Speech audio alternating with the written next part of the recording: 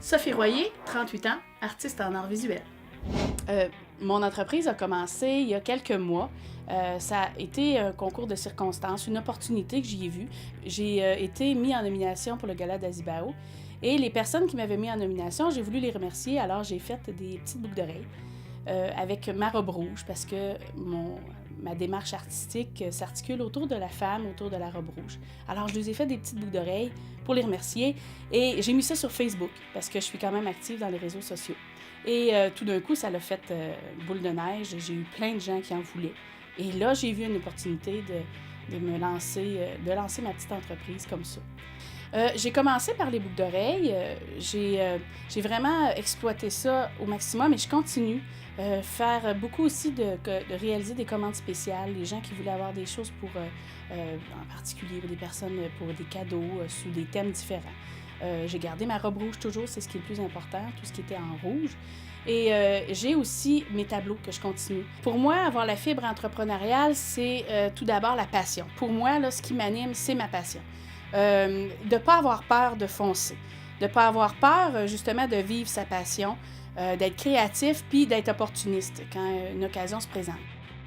Plus jeune, j'étais fonceuse, j'étais dynamique, j'étais très sociable aussi, très proche des gens.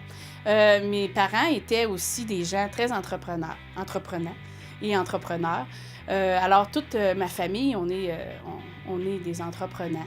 On a été influencés par nos parents grandement, par tout ce qu'ils ont fait et puis leur façon d'être, leur façon de vivre aussi. La qualité entrepreneuriale qui me représente le mieux, je pense que c'est assurément la créativité en tant qu'artiste en art visuel, c'est certain, mais aussi sur le côté de toujours trouver du nouveau, de toujours trouver des nouveaux projets.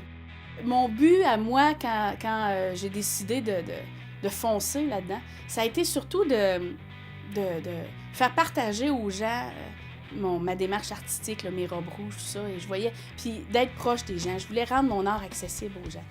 Être travailleur autonome, pouvoir décider mes horaires, ça, c'est super important aussi pour pouvoir vivre de la façon que je mets ma vie, que je place ma vie, là, avec mes enfants, avec mon conjoint, tout ça.